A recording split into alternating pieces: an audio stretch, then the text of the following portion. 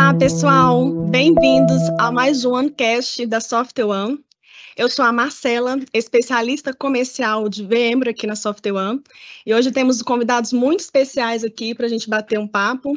Estou aqui com o Adriano Nepomuceno, diretor da SoftOne, com mais de 30 anos de experiência, com Marcos Barreiros e o Gustavo. Eles vão falar um pouquinho mais sobre a trajetória deles aqui com a gente. Bom, eu estou na VMware já há mais de 8 anos. Comecei na VMware numa unidade de negócio lá chamada End User Computing, que é toda a parte de workspaces, né, de aplicações, a parte de virtualização de desktops e aplicações, etc. E aí, há 2 anos atrás, eu passei para uma outra área, que é a área de multi-cloud. Então, o nome do meu cargo, eu até estava brincando com a Marcela, né? Parece um descendente da Casa de Orleans e Bragança, né? Que é Multi-Cloud Partner Development Manager Latam, né? Mas, assim, querendo ou não, eu sou um PDM, né? Ajudo a desenvolver parceiros na América Latina como um todo, para a BU de multi-cloud da VMware. E aí a gente vai falar um pouquinho mais sobre esse tema aí de multi-cloud hoje. Bem legal. Bom, primeiramente, obrigado pelo convite. Estamos aqui junto com a SoftOne. Meu nome é Gustavo, como a Marcela falou, Gustavo Alvarez. Eu estou na VMware há 13 anos, estou lá desde pequenininho, continuo pequenininho ainda, e sou o Partner Business Manager, sou responsável pelo gerenciamento de todas as estratégias da VMware em conjunto com o nosso parceiro SoftOne, que é um dos nossos principais parceiros aqui no Brasil, né? Muito bom. Muito obrigada a todos pela participação. E o nosso papo aqui hoje vai ser sobre gestão eficaz dos custos em ambiente multicloud. Mas antes de começar, eu queria perguntar aqui para vocês o que seria nuvem multicloud, esse tema que a gente tanto escuta, o que seria? Vamos falar um pouquinho dessa parte conceitual, até para a gente entender o que é. Eu acho que eu vou pedir licença para os especialistas aqui começar introduzindo o assunto. E essa é basicamente fácil a gente entender, sendo multi-cloud justamente, a gente ter mais de uma cloud, né? A gente parte do pressuposto que quando a gente está num ambiente que tem várias nuvens públicas, ou mais de uma nuvem pública, ou a nuvem privada e a nuvem pública, ou até mesmo a composição com nuvem híbrida, a gente está falando de um ambiente multi-cloud. Obviamente, e aí para além da definição, né, trazer e trabalhar no ambiente multi-cloud é que constitui algumas peculiaridades, desafios, vantagens. Eu acho que isso era legal até de vocês, Gustavo e Marcos, explorarem, né? Não, legal, Adriano e Marcela. Acho que assim, quando a gente escuta muito hoje isso, né, sobre multi-cloud, as vantagens e tudo mais. E uma das coisas que eu já ouvi também é assim, o fato de você ter contrato com mais de uma nuvem não significa que você está num ambiente multi-cloud. Você pode estar num ambiente multi-contrato. E eu já ouvi isso de clientes, tá? Assim, dizendo assim, olha, na verdade eu tenho mais de uma nuvem, mas assim, ainda não é multi-cloud, aí eu vou chegar lá. Então, o que a gente entende como multi-cloud é você ter várias nuvens, né? Você está usando serviços nessas várias nuvens, mas, ao mesmo tempo, você ter uma forma de fazer a gestão de tudo isso, você ter uma integração e uma consistência entre essas nuvens, para que você não... porque, assim, ser multi-cloud tem uma série de vantagens, né? Que a gente vai até explorar aí mais para frente, mas, assim... você tem, por quê? Porque cada nuvem, cada provedor de nuvem pública, né, ele oferece uma série de vantagens em uma determinada área, né, de proeminência em um determinado assunto. Então, o fato de você aproveitar o melhor de cada um e você conseguir ter isso tudo integrado e gerenciado de uma forma, como é que fala? Transparente, isso seria fantástico, né? Porém, a gente tem alguns desafios em cima disso. Isso, então, desculpa, pode seguir. Não, claro. E isso é uma das coisas que a gente vai explorar um pouquinho e bater um papo hoje aqui. É porque a gente, né, Gustavo, a gente tem, e a gente fala muito nesses casos, a gente tem clientes que procuram fugir do lock-in, né, fugir de estar presos a um player de nuvem, e eles acabam num ambiente não multi-cloud, mas multi-contrato, eles acabam presos a vários, Exato. né? Porque eles não têm uma maneira de se proteger ou de transitar de uma maneira transparente ou fácil entre essas várias nuvens. Eu acho que é muito aí que vocês focam a conversa, né? Sem dúvida. Exato. Mas, vamos, assim, como que a gente pode exemplificar mais os desafios? Os desafios da gente estar indo, dos nossos clientes irem para um ambiente multi-cloud. Porque a gente falou um pouco aqui, né, das vantagens, mas quais são um dos primeiros desafios que os nossos clientes podem ter aí para um ambiente multi-cloud? Eu até queria falar um pouquinho, porque assim, quando a gente, por exemplo, quando a gente olha aí, né, os institutos de pesquisa aí, Gartner, Forrester, IDC, etc., todos eles falam que está na prioridade dos CIOs, de 78% dos CIOs, partir para uma estratégia multi-cloud. Já foi feito um estudo que 90% das empresas que adotaram multi-cloud tem uma série de vantagens. Porém, o que a gente escuta muito também dos clientes é que, assim, quando eu vou para multi-cloud, você tem lá o cliente lá na ponta, você tem o teu funcionário aqui, você tem as aplicações, você tem os provedores de nuvem. Então, quando você começa a ver tudo isso junto, começa a ter uma série de complexidades que torna a operação da sua empresa, em termos de aplicações, algo muito complicado. Por quê? Porque você tem cada nuvem tem a sua própria tecnologia, tem as suas ferramentas de gestão, tem ferramentas para operação, e aí você tem que começar a criar equipes especializadas em cada uma delas, e você cai naquele negócio chamado os silos, né? Ou seja, aqui ó, é só isso, ali é só aquilo. Só que o mundo, na verdade, não é assim, né? As aplicações, né, quando você começa a operar com elas, você vê que muitas, e isso vai cada vez mais acontecer, uma parte da aplicação está numa nuvem, está numa tecnologia, a outra parte está em outra parte está em outra. Então, imagina, uma mesma aplicação em mais de uma nuvem, usando mais de um tipo de tecnologia, começa a ficar muito complicado. Não só a experiência do usuário final, mas você como a pessoa que vai cuidar da operação disso tudo. Né? Isso começa a ficar muito complicado. Além dos custos, né? Isso fica muito custoso para as empresas, né? Exatamente. Esse trabalho duplicado, triplicado, você tem o custo de todo esse processo. E é interessante porque a gente vê o desenvolvimento e as especializações dos players de nuvem, a gente consegue ver que alguns são melhores nessa ou naquela área, e o cliente vai buscando aquela área de especialização. Para tal tipo de aplicação ou tal módulo, eu rodo aqui, rodo lá, mas ao mesmo tempo que a gente está fazendo isso e usando o melhor, o recurso ótimo para cada coisa, eu estou inserindo complexidade no negócio. Inclusive, o retrabalho não é um retrabalho só de TI. RH tem que contratar técnicos de 3 especializações diferentes, 3, 4 especializações diferentes. Então, a gente tem tudo, inclusive outras questões, para além do RH, riscos. A gente pode ter legislação que impede que rode numa determinada região e, inadvertidamente, eu posso, em um determinado player de nuvem, estar rodando um recurso numa região sem saber se eu não tiver a devida gestão. Então, Exatamente. Ao mesmo tempo que eu ganho flexibilidade e eu uso o melhor de cada nuvem, eu estou inserindo complexidade e um custo invisível. Né? E até assim, Marcela, uma das coisas que eu lembrei aqui comentar com vocês é o seguinte, por exemplo, a VMware tem aí uma longa história aí, né? E todo mundo conhece e tal. A gente já está mais de 25 anos aí no mercado e tudo. E a VMware, ela se posicionou, né, a um determinado momento, lá em começo de 2000, por ali, como uma empresa líder na parte de virtualização de servidores. Depois foi evoluindo para virtualização de data center, ou o que a gente chama de software defined data center, ou seja, um data center totalmente definido por software. Isso fica independente de marcas, de integrações e tal. Por quê? Porque se abstrai toda essa camada de hardware para uma camada de software. Só que, assim, lá atrás, a VMware ela começou a se posicionar como um líder da cloud privada. Perfeito. Né?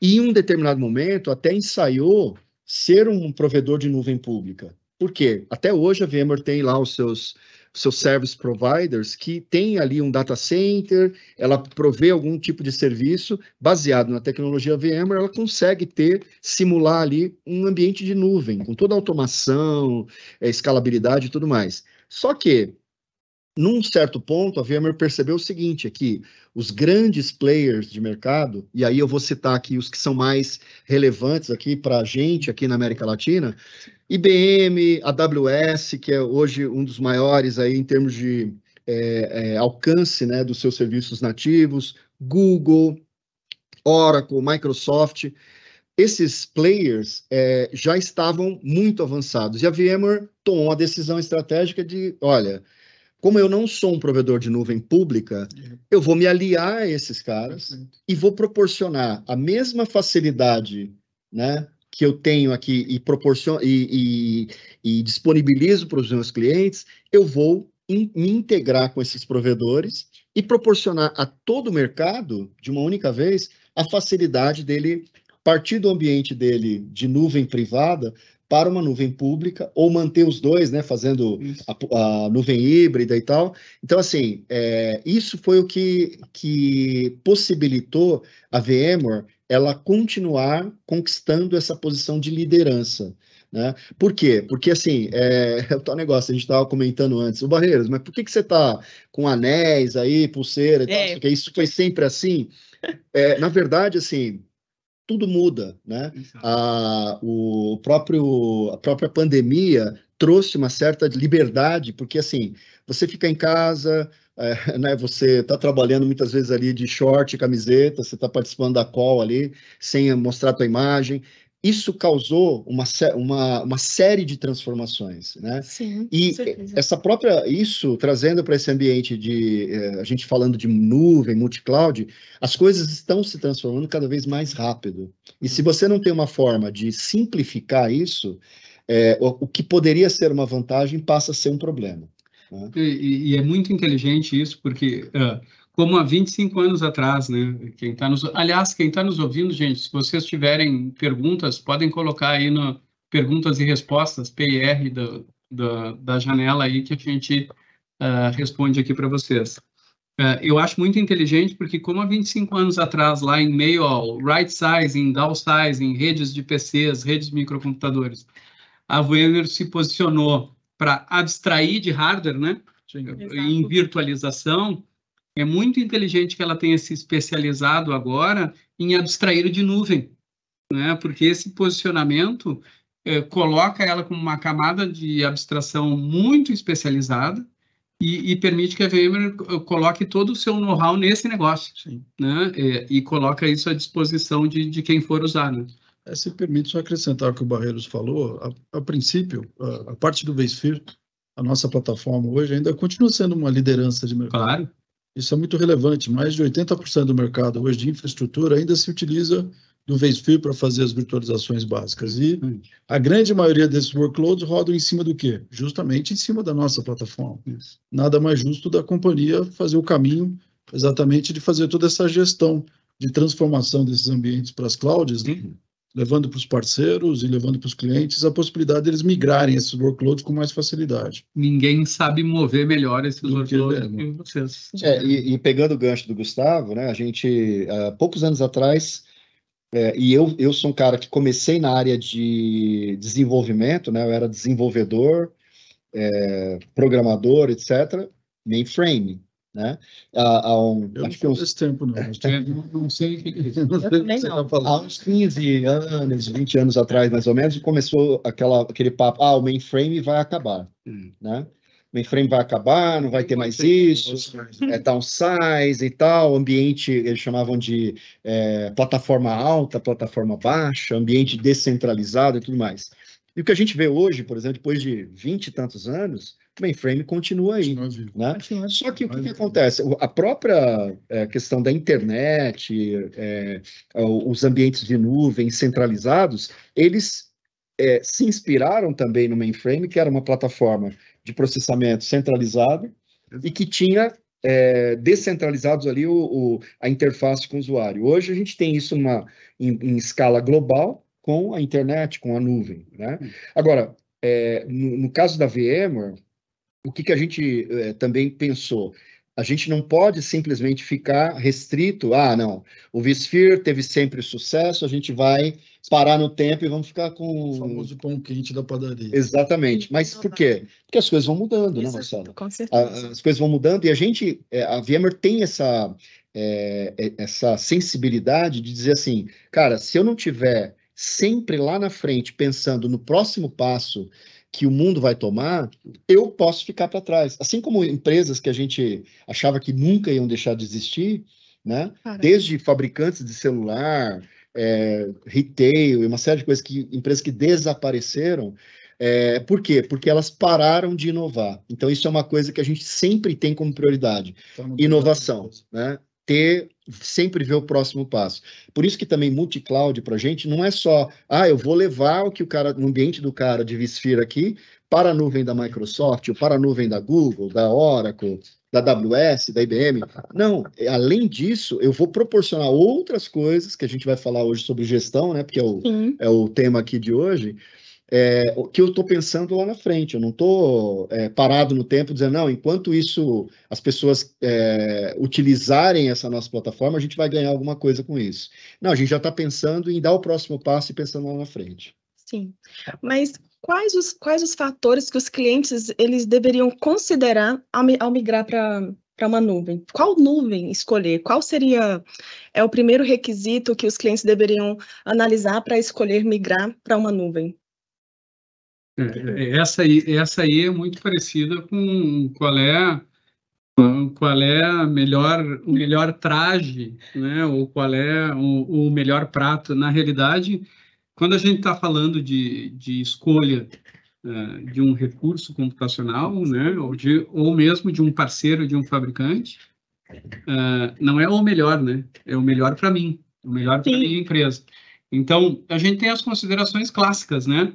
A gente tem uma consideração de fazer análise de custos, fazer análise de retorno, mas todo player que fala de ir para a nuvem, ir para a cloud híbrida, ir para multi-cloud, vai falar de um assessment, né? De fazer um levantamento, e aí eu queria até que vocês revisitassem esse tópico, mas o importante é o seguinte, o que eu ressaltaria são aquelas coisas que, de regra, a gente esquece ou deixa de lado na decisão técnica, que é como é que eu vou treinar a minha equipe, né? Como é que eu vou capacitar a minha equipe? Eu tenho conhecimento, eu tenho recursos para isso, como é que eu vou fazer para selecionar o meu parceiro? Eu tenho um parceiro que me dê suporte, que seja especializado, que seja certificado e que eu tenha um relacionamento de confiança, né? Para além da decisão técnica, a gente, normalmente, num projeto técnico, a gente é muito pragmático, né? Então, a gente faz a escolha, não, esse recurso é melhor, eu uso essa nuvem para isso, e a gente esquece das coisas que são indiretas, né? Treinamento, suporte, quanto retrabalho eu vou ter usando mais de uma nuvem, né? E eu acho que essas são as considerações fortes como critério de decisão para ir ou não, né? Sim, e eu acho que isso é importante porque vai estar trabalhando naquela que é a dor do próprio cliente. Qual é a sua necessidade? Então, ele vai estar olhando isso para tomar uma decisão desse nível, né? Exatamente. Quer comentar alguma coisa, Gustavo? À vontade, Boris. Não, então, o que eu ia falar é o seguinte, isso aí é bem interessante mesmo, que o Adriano colocou, porque, assim, o critério, né, muitas vezes, assim, é exatamente o que o Adriano falou. Qual é a melhor? Não, qual é a melhor para mim? Sim, Né? Por isso que, assim, e a gente está, às vezes, numa situação, assim, meio desconfortável, porque os clientes chegam para a gente e falam assim, VMware, você tem aí parceria com todas as principais nuvens públicas. Qual, na sua opinião, é melhor? E a gente, de fato, não é papinho de político, não. É que o que é melhor para um pode não ser melhor para o outro. A gente teve no ano passado, o que antes a gente chamava de VMworld, agora é Explore, né? Que é o nosso evento mundial. Aí a gente, a partir do ano passado, o Brasil começou a ser um dos países que tem esse evento, então a gente vai ter em outubro, né? Que dia? 18, 19? 18, 19 de outubro. 18, 19 de outubro, então já está aí na internet, busca aí Explore Brasil 2023, que você vai achar, e se inscreva, é de graça, e vai ser, assim, fantástico. Mas, assim, Pô, eu comecei a falar e esqueci o que eu estava falando. Mas, assim, o que a gente... Dos critérios. Como escolher. Exato. Isso, como Dos escolher. critérios. Então, assim, a gente estava ali junto com os principais provedores. E aí a gente começou a falar com clientes, trazendo esses provedores de nuvem. Cada um trouxe... a gente estava com AWS, Google, Oracle e Microsoft. Cada um trouxe um case... E se vocês ainda não ouviram falar disso, agora a gente tem o que a gente chama de VMware Cloud, ou seja, tudo aquilo que era tecnologia VMware para uma cloud privada, a gente levou as is para uma nuvem pública. Então, agora você pode contratar da AWS, da Microsoft, da Google ou da Oracle e de outros também, players, exatamente o que você tinha antes no seu ambiente privado, que era o vSphere, porém agora com uma oferta mais completa, né? Que não é só o vSphere para virtualização de servidores, mas também a parte de virtualização de rede, NSX, a hiperconvergência, né? Firewalls individualizados para microsegmentação. Exatamente, ou seja, você tem isso tudo completo como um serviço, né? Por baixo ali, rodando ali o bare metal desse provedor, e você contratar tudo isso como serviço. E aí eles trouxeram os cases deles com clientes dando depoimento. Olha, eu escolhi essa nuvem, por quê? Porque aqui eu tenho liberdade de fazer a gestão e fazer a aplicação de patches e upgrades a hora que eu quiser. O outro cliente, de um outro parceiro, justamente o oposto. Não, eu vim para cá porque eu não preciso mais me preocupar com isso e esse provedor vai me dar esse tipo de suporte. Então, assim, cada um vai ver aquilo que é melhor para ele, né? Sim. Isso é um aspecto, né? O outro aspecto é a questão lá dos 5 R's, né? Que a gente fala, né? Que por exemplo, replataforme, né? Muitas empresas enfrentando aí um grande desafio em transformar aquilo que era uma aplicação tradicional numa aplicação agora baseada em um micro. Aí ele achou que isso ia ser rápido, em um mês ele faria. E aí, para uma aplicação, ele levou 1 ano. E isso acaba gerando, né, custo, o time to market, a aplicação começa a ser convertida, cai a produtividade. Então, assim, o que a gente proporciona é assim, você leva tudo que você tem hoje no seu ambiente on-premise para a nuvem, mantendo... Com VMware, né? Que já roda com VMware, você mantém tudo exatamente como está, as aplicações que você já transformou, já converteu para serviços nativos, você vai passar a ter um acesso com alta performance para esse tipo de serviço. Por quê? Eu vou ter meu ambiente legado na nuvem, acessando nativamente os microserviços e aplicações baseadas nisso lá.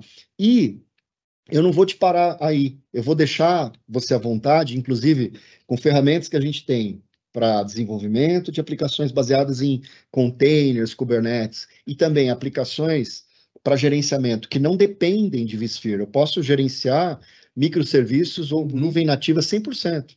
Né? Então, com isso, a gente consegue dar essa liberdade ao mesmo tempo pensando no futuro, como a gente falou antes. Sim. Só aproveitando a tua deixa e puxando a brasa para a nossa sardinha um pouquinho, é importante a gente salientar que a Software no Brasil já está operando dentro dos contratos de Azure, AWS e GCP com os licenciamentos de VMware. Então, os clientes que têm contratos conosco em Azure, AWS e GCP já podem fazer o licenciamento dentro do marketplace desses players de VMware. Fantástico. Muito bom. E agora falando mais de custos, né, especificamente, como é possível identificar qual cloud proporcionará maior eficiência e redução de custos para os clientes? Como que a VMware pode ajudar os clientes nessa identificação de qual cloud vai ser mais eficiente e vai ajudá-los mais na redução de custos? Quer começar, Adriano? Posso. E assim, eu sou o homem das analogias, né? O pessoal mexe comigo. Mas assim, que os players não nos escutem, mas é mais ou menos como perguntar qual é a rede de farmácias que tem os medicamentos mais baratos e mais em conta. Sim. não tem uma fórmula mágica, né? O que vai acontecer, e é por isso que é importante, e por isso que a gente está falando de multi-cloud e está falando de gerenciamento de multi-cloud, porque o que acontece são os movimentos do mercado, né? A gente que trabalha com todos os principais players de nuvem, o que acontece? Movimentos do mercado. Em algum momento, um determinado player vai estar mais interessado num workload. Ele vai estar com incentivos, com metas mais voltadas a, vamos lá, agora a gente quer migrar ERPs para a nossa nuvem. Eles vão incentivar os clientes, vão dar descontos, vão ter tabelas diferenciadas, né? Em alguns momentos, eles vão estar trocando parque, porque lá embaixo, no final das contas, a nuvem tem um hardware, né? Eles vão estar trocando de equipamento, então eles vão mexer nas listas de preço, de forma que alguns tipos de máquinas sejam, que vão beirar a obsolescência, fiquem mais baratas ou estejam em promoção. Então, sob o termo custo, não existe um mais barato. Existe, talvez, a promoção do momento, né? Mas funcionar, né? Aquela realidade. Então, onde é que a gente atua e onde é que a Software One indica que os clientes atuem? É justamente na liberdade de poder escolher o player. Porque, obviamente, o objetivo de todo fornecedor é fidelizar o seu cliente para que ele volte, para que ele se mantenha, mas não escravizá-lo, né? Então, o que acontece é, do ponto de vista do cliente, a mesma coisa, ele tem que estar satisfeito com custo-benefício, com atendimento, mas ele tem que estar livre para aproveitar oportunidades em outros players. Então, falamos do gerenciamento. Quando eu tenho essa camada que abstrai das nuvens, né, de qual player de nuvem eu estou, eu posso mover de uma nuvem para outra, né? Então, digamos que tem uma promoção, um incentivo, eu posso dizer, momentaneamente, eu posso mover, e isso é um movimento inteligente da parte dos clientes, né? É eu aproveitar aquele momento, né, de demanda, né? A velha regra da oferta e da procura, né? Onde eu tenho um fabricante que está me entregando mais barato, ou está interessado naquele meu workload. Se eu puder, de uma forma barata, mover o workload para aquele player, eu economizo dinheiro. Então, a gestão de custos está aí. Ela é muito associada, na nossa visão, com a liberdade que o cliente pode ter e deve ter de mover de maneira transparente, ou no momento de crise, a minha empresa vai muito mal, todo mundo pensa nisso. Eu preciso enxugar. Trago tudo para o on-premises, né? E deixo nas minhas latas velhas aqui a coisa rodando sem pagar muita manutenção, mas só para segurar nesse momento ruim e evitar aquela conta recorrente do player de nuvem. Então, agora, como é que você faz isso, né? Se você eventualmente transformou aquilo que você não deveria ter transformado. Isso, eu fiz todo um projeto de migração e não consigo voltar atrás. Exatamente. Eu tô preso. É o efeito Hotel Califórnia, né? You can check out anytime you like, but you can never leave. Ou seja, você pode fazer o check-out a hora que você quiser, mas você nunca pode sair. Então, esse efeito lock-in é algo que é uma preocupação, né? E justamente, né? A gente não só permite que existe essa liberdade para o cliente mover suas cargas de trabalho para a nuvem, mas voltar a hora que ele quiser, de maneira muito tranquila e transparente. A gente tem alguns casos, a gente vai falar um pouquinho mais para frente sobre isso, de clientes que, para fazer um teste numa determinada nuvem pública com VMware, no teste ele jogou aplicações de produção, ficou uma semana, testou, viu que estava tudo funcionando em produção, e na semana seguinte ele voltou para o on-premise, para daí decidir se ele ia contratar ou não. E tudo correu super bem, super fácil. Óbvio, né? Não fez uma migração do todo o portfólio dele de aplicações e tudo mais, mas ele pegou uma aplicação lá que não era das mais críticas, mas também não era mais simples, migrou e voltou.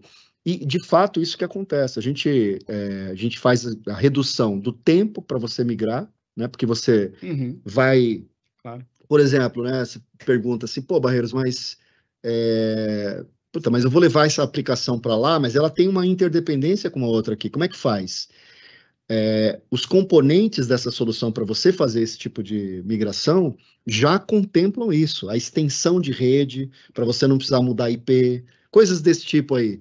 Então, assim, isso torna muito fácil para você ir e voltar. Enquanto você está lá, você está integrado com o seu ambiente aqui como se nada tivesse acontecido, nenhuma mudança tivesse sido feita. Então, isso, e aí eu olhando sob o ponto de vista dos provedores de nuvem pública, o grande desafio deles é como trazer um cliente tradicional, corporativo, para dentro da sua nuvem, né? Porque muitos deles o desafio é assim, cara, eu não consigo ir, porque assim, o meu legado aqui é gigantesco. E a gente viu casos de clientes que migraram para a nuvem, um volume gigantesco de aplicações, de hosts, e conseguiram fazer isso em um tempo recorde. Demoraria talvez 10 anos para ele fazer, se ele tivesse que transformar, fazer a refatoração de tudo, mas ele simplesmente moveu isso para a nuvem e ele conseguiu sair daquilo ali. E ainda com a opção de poder voltar no momento que ele desejar. Né? Então, isso aconteceu, né? Como ele é usuário de vSphere dentro da casa dele, dentro dessas aplicações legadas que ele tem, ele vai mover exatamente para um ambiente onde que tem lá a base desse ambiente, né, desses parceiros nossos de nuvem pública, tem também o próprio vSphere, toda a mesma estrutura que ele tem dentro de casa, ele vai ter também dentro da nuvem. Como você disse, ele pode até gerar uma extensão da rede dele para fazer o transbordo. Para fazer um transbordo. E aí utilizando as nossas ferramentas para isso, tanto na gestão operacional, como na automatização desse processo. Esse processo você pode dar os thresholds para a aplicação, para a ferramenta, e ela pode determinar, ou uma pessoa determinar, enxergando, olha, como você mesmo deu o exemplo, né, Adriano? Aquela nuvem do parceiro X está com uma condição de preço melhor que o Y. E hoje eu preciso subir 2 workloads.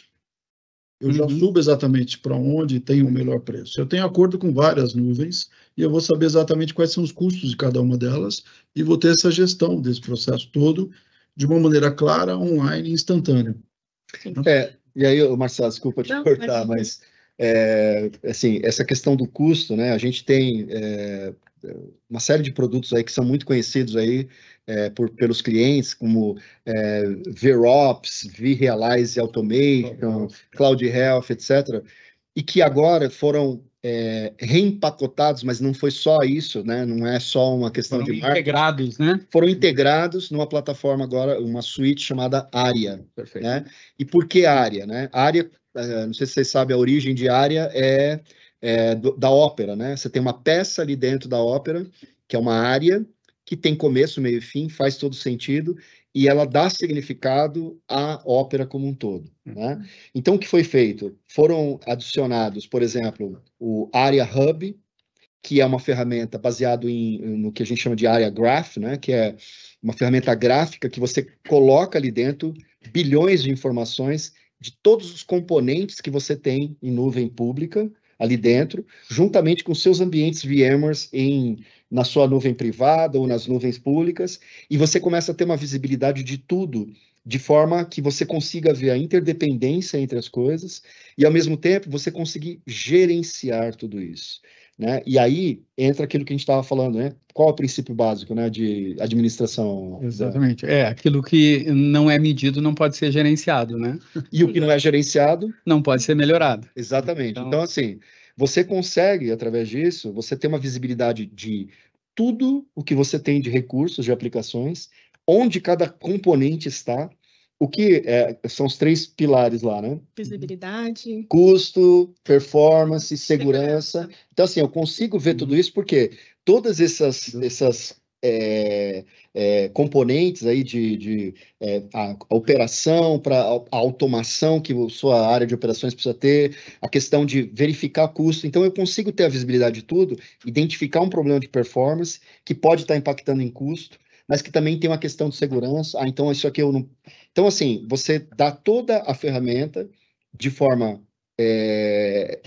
padrão, né, consistente, para que o operador lá, seja de segurança, de operações, ou mesmo o desenvolvedor, para ele ter uma visão única de tudo e poder gerenciar isso de uma forma tranquila, consistente, né? Até para tomar uma decisão, né? Porque Exatamente. ele vai ter que analisar, tá reduzindo o custo, mas e aí, como é que está a performance, né? Exatamente. Então, ele vai fazer com essa gestão, né, que essa solução traz, ele vai ter toda uma visibilidade e vai estar tranquilo para tomar uma decisão, né? A melhor decisão para cada empresa. E nessa linha, lembrando, sim, é o ponto que eu insisto, aqueles custos que são invisíveis ou indiretos, né? Exato.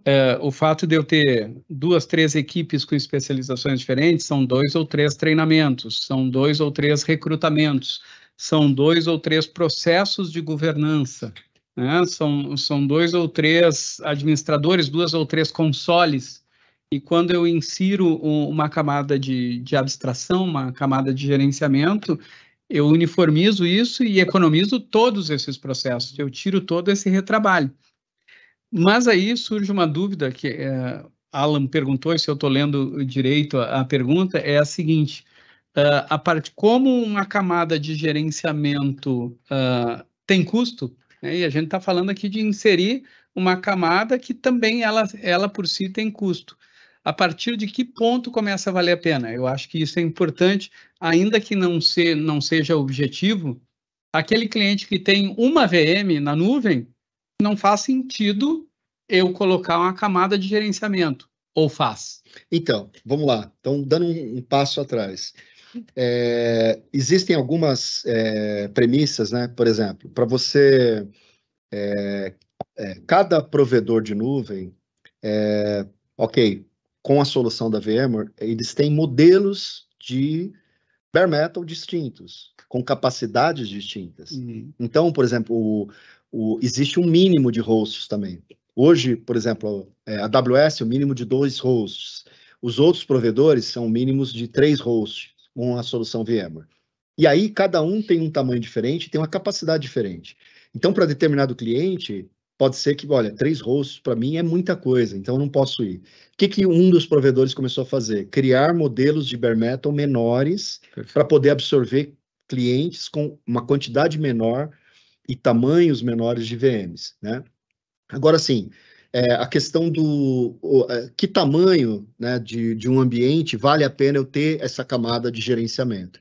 Claro, quanto mais coisas você tem para gerenciar, melhor e mais você vai aproveitar mais uma solução de gestão para que você não tenha aquela visibilidade tardia, né? Perfeito. Porque a pior coisa que tem é você, um mês depois, chegar à conta do teu provedor e falar, olha, você tem que pagar isso aqui. Chama essa torneira aberta. Isso? Exatamente. E aí já era, já foi, já perdi. Não tem como. Eu posso até corrigir, mas isso...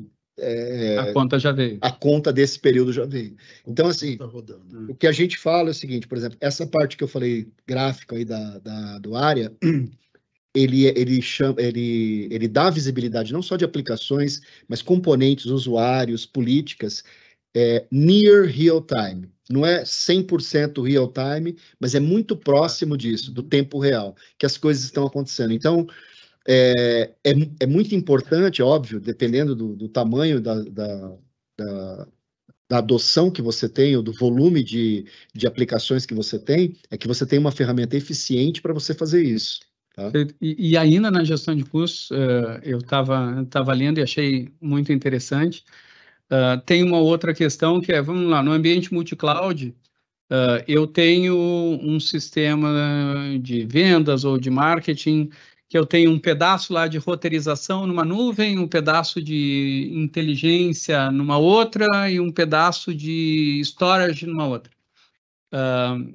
Mas isso está tudo num emaranhado de recursos que são usados também por outros sistemas.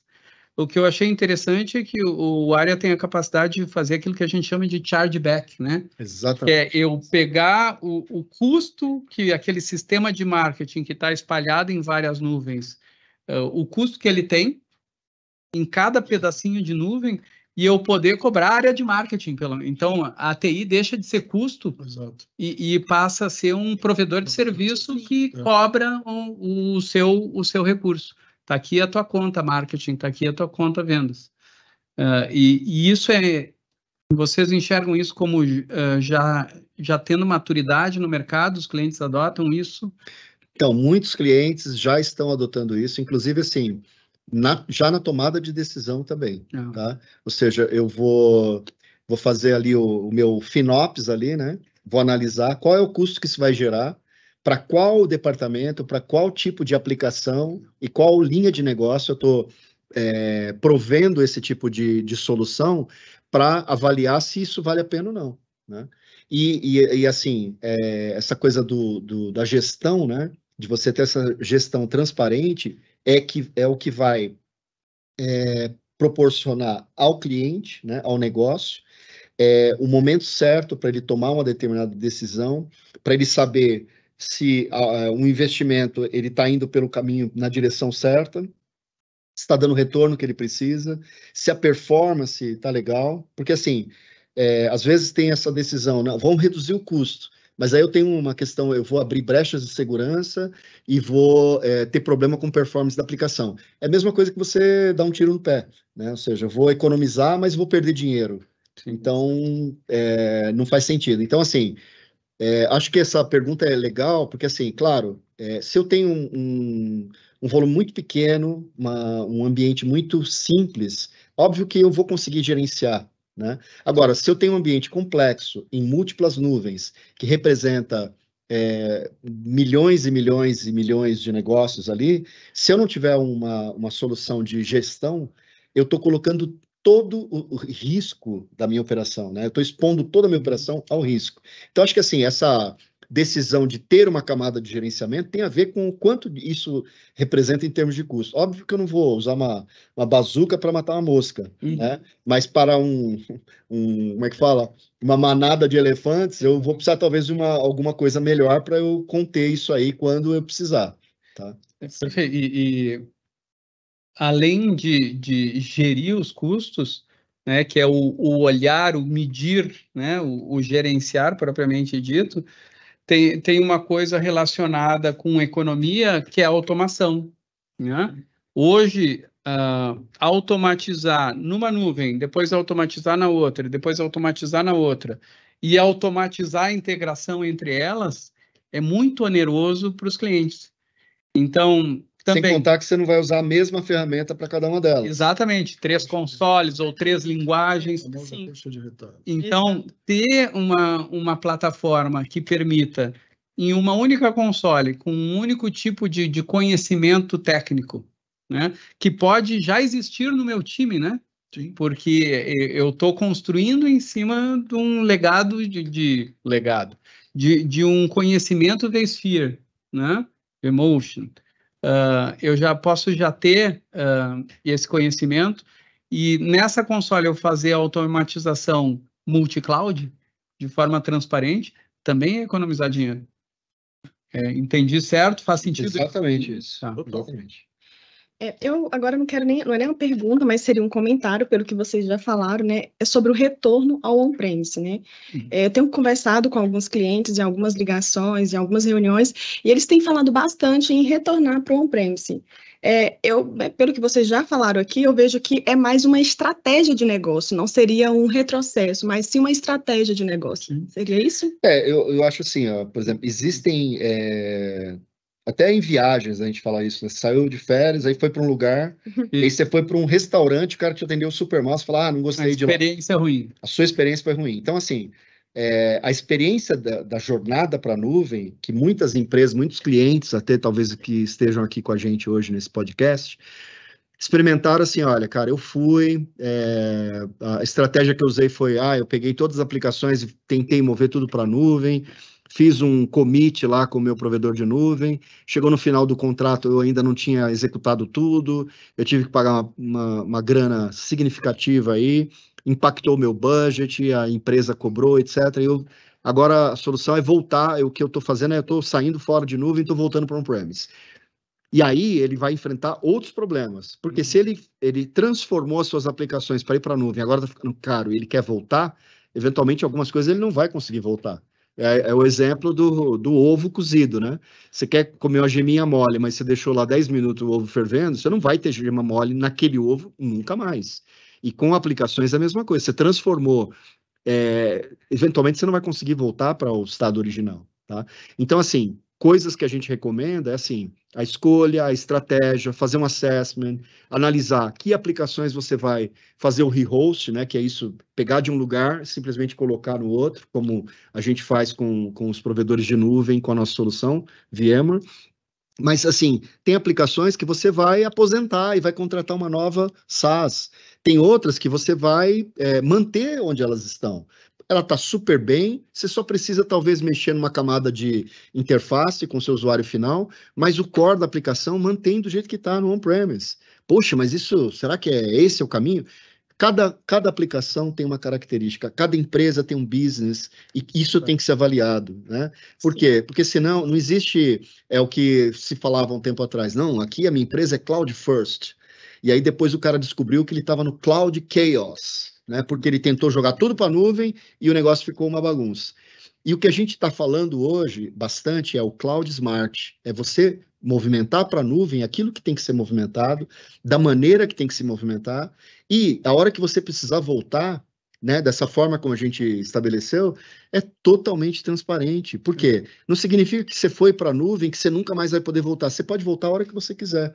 E coisas que você transformou e colocou na nuvem, como serviços nativos, etc., você pode migrar de uma nuvem para outra também, entendeu? Então, assim, fala com a gente. Né? Eu acho que a gente tem muito para conversar, muito para experimentar, e assim, busquem os clientes que já adotaram isso. A gente tem vários exemplos aí de clientes que adotaram essa solução. Eu acho que isso é importante, a gente entender um pouco dos movimentos, porque, primeiro, fazendo o jabá, eu acho que neste tópico de abstrair ou incluir gestão num ambiente multi-cloud, eu acho que todo mundo que está aqui, quem não conhece, procure saber mais da área, pode nos procurar a VMware.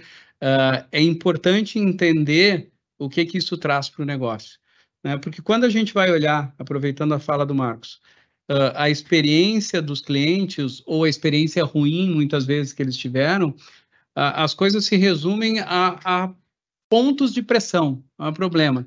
Seja o cliente que teve uma promessa de bom negócio e aí teve um cálculo muito simples de precificação, vou para a nuvem, vai custar menos. E, de fato, aquilo custava menos, mas numa condição de negócio, com um compromisso que ele tinha com o fabricante e que durava 1 ano. No segundo ano, a tabela de preços muda.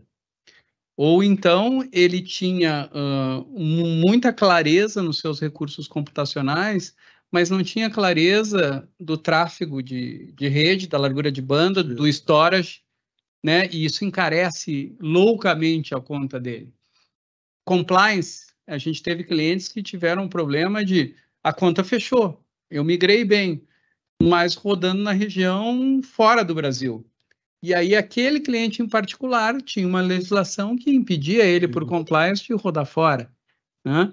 Então, seja custo, seja compliance, seja complexidade, a gente teve casos de clientes que justamente tiveram essa experiência. Sim. O pessoal era muito bom no seu ambiente e quando foram para a nuvem, tipicamente mais de uma nuvem, a equipe entrou no Cloud Chaos, né? Que é muita console, gente, eu não sei, eu não estou treinado nisso, tem que treinar rapidamente e a curva de aprendizado não é curta. Né? Então, a gente tem que fazer um caminho de amadurecimento e aí, por isso, se apoiar nos players. E alguns ainda enfrentaram problemas de desempenho puro e simples, né? Que eu tinha uma métrica lá, que o meu servidor era coladinho na estação, né? Eu tinha um desenho de aplicação e, sem tomar cuidado, migrei aquilo para a nuvem, a minha latência foi nas alturas e eu acabei trazendo para o meu usuário uma péssima experiência. Inclusive tem soluções, a VMware, para avaliar aplicações. Exatamente. Né, para que você não tenha surpresa na hora que você migrar para um outro ambiente. Por isso que o assessment é fundamental, né? Você falou de uma palavra aí legal, de compliance, de governança, né? Então, existe dentro do área automation, que é o que o pessoal conhecia aí como vRealize Automation, teve algumas evoluções aí, inclusive na parte de guardrails, que é justamente você estabelecer os limites de performance, de segurança, de custo, não só para um ambiente, mas para um ambiente múltiplo, multi-cloud, né?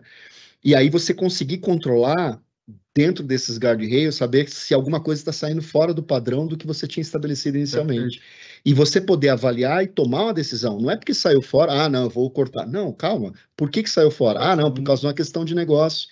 É justificável, o custo de investimento vale a pena, está dando retorno. Beleza, vamos ajustar o meu guardrail aqui.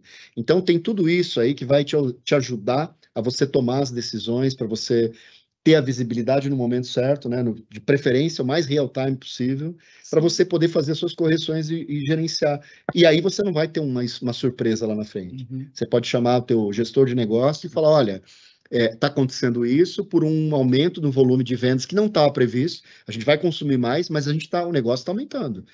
E aí, óbvio, os gestores, os decisores vão poder dizer, não, ok, continua, não vai ser uma surpresa, existe uma justificativa para que aquilo continue acontecendo dessa forma, mas eu sei o que está acontecendo, eu não vou ter uma surpresa lá na frente de, putz, chegou uma conta e não era isso que eu queria. E são essas sensações que acabam produzindo desconforto, que se não for tratado, cria um ambiente na companhia de resistência ou aversão à nuvem. Né? Afeta a credibilidade, né, dos usuários e tudo. Por isso que a gente tem muito, e aí o termo que o mercado está usando para isso que a gente está discutindo é a repatriação da nuvem, né?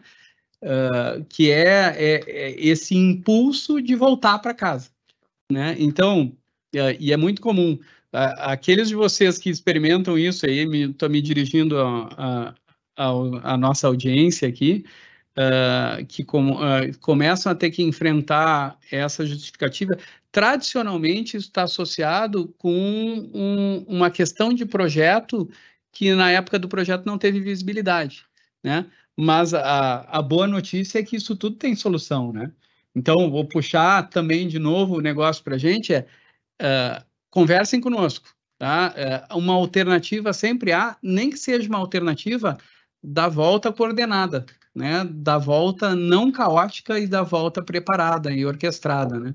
Acho que é fundamental estar preparado também para voltar. Com certeza. Já encaminhando aqui o nosso bate-papo para o final, eu queria fazer duas últimas perguntas aqui para vocês, com relação à segurança. Como que a VMware pode ajudar a garantir a segurança dos dados em um ambiente multi-cloud? Eu gostaria só de dar uma visão, né, que assim, às vezes tem uma falsa percepção, né, do mercado de que, olha, se eu fui para a nuvem lá, a obrigação de segurança não é minha, é do provedor. Isso não é verdade.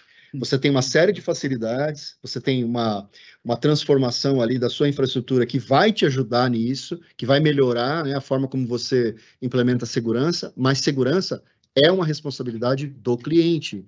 E a gente pode apoiar. A gente tem hoje, por exemplo, toda a parte de Carbon Black, né, para você fazer a segurança tanto no endpoint quanto dentro das suas aplicações. A parte de segurança de network também dentro do NSX, Firewall, a parte de microsegmentação. Então, assim, a gente consegue te ajudar a implementar segurança, mas segurança, o teu CISO aí, sua empresa, ele vai continuar atuando e as políticas de segurança têm que continuar sendo implementadas e têm que continuar a evoluir. Por quê? Porque existem aí o que a gente chama dos hackers aí, né? E a gente viu essa semana aí um ataque, inclusive, ao governo americano de hackers, de um grupo de hackers, e que foi detectado rapidamente, foi possível reverter e coibir para que isso causasse um impacto maior. Então, existem pessoas focadas em descobrir qual é a sua vulnerabilidade para atacar você, ransomware e uma série de coisas.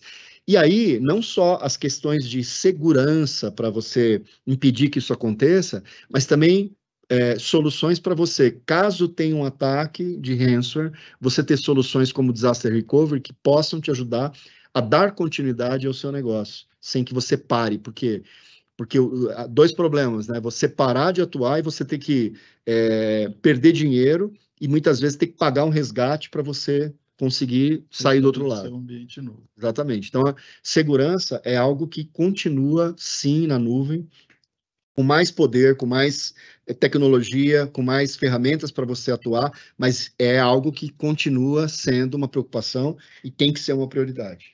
Com certeza. E para encerrar, eu queria perguntar para vocês, assim, como uma mensagem final mesmo, o que vocês acreditam que são as tendências de multi-cloud do futuro? Eu vou ser curto e breve aqui. Eu coloco as minhas fichas em inteligência artificial, né? Que deve, na minha visão muito pessoal, que deve nos próximos 6 meses aí acelerar muito o nosso mercado, né?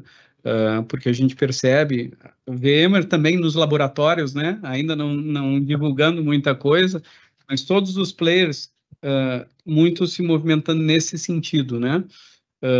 E nessas soluções mais associadas a data center, né, a ambiente centralizado, as coisas de automação, de reação autônoma a eventos, eu acho que isso deve muito rapidamente se popularizar. Eu acho que é uma tendência muito clara de futuro aí para o ambiente multi-cloud. Inclusive coisas do tipo que a gente vinha falando.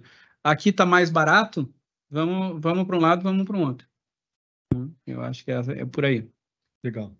Fala aí, Gustavo.